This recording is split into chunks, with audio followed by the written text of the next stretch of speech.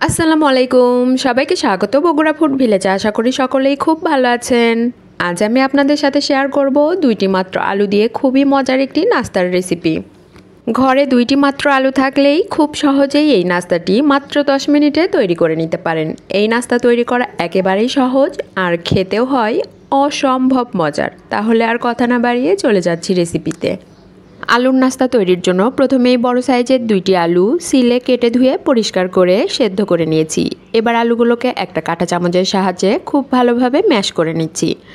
আপনারা চাইলে এই কাজটি হাত দিয়েও করে নিতে পারেন।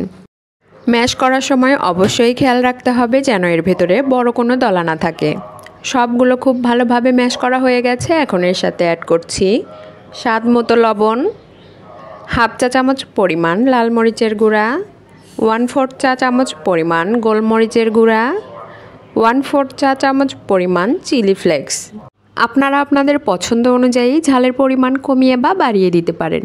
এখন সবগুলো খুব ভালোভাবে মিশিয়ে নিচ্ছি। সবগুলো খুব ভালোভাবে মেশানো হয়ে গেছে। এখন এর সাথে অ্যাড করছি 1/4 কাপ পরিমাণ কর্নফ্লাওয়ার। কর্নফ্লাওয়ার দেওয়ার পর আবারও সবগুলো খুব ভালোভাবে মিশিয়ে নিচ্ছি। মেশানো হয়ে গেছে। এবার এর সাথে অ্যাড করছি 1 চা চামচ পরিমাণ রেগুলার রান্নার তেল।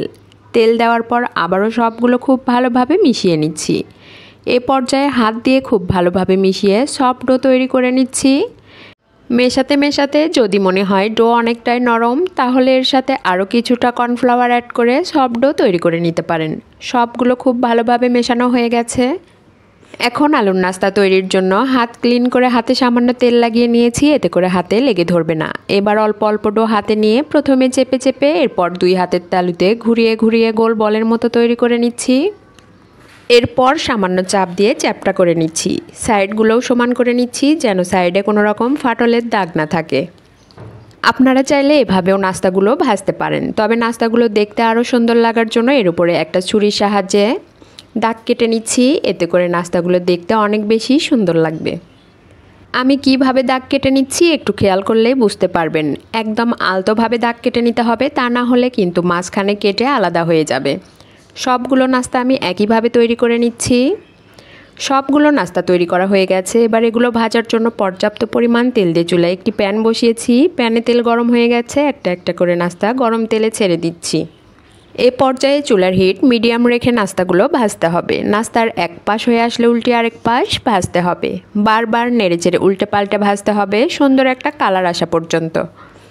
এই নাস্তার আলুগুলো আগে থেকে সেদ্ধ করাই আছে, এর জন্য ভেতর পর্যন্ত কুক হতে হবে এমন কোনো ব্যাপার নেই। ওপরে পছন্দ মতো সুন্দর কালার আসলেই নামিয়ে পরিবেশন করা যাবে।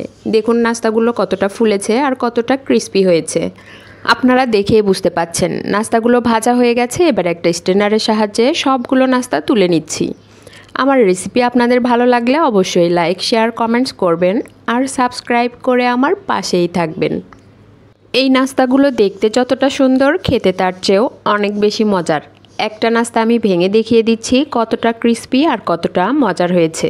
আশা করি আমার রেসিপি আপনাদের সকলেরই অনেক ভালো লেগেছে। এতক্ষণ আমার সাথে থাকার জন্য সবাইকে অনেক অনেক ধন্যবাদ। আসসালামু আলাইকুম, আল্লাহ হাফেজ।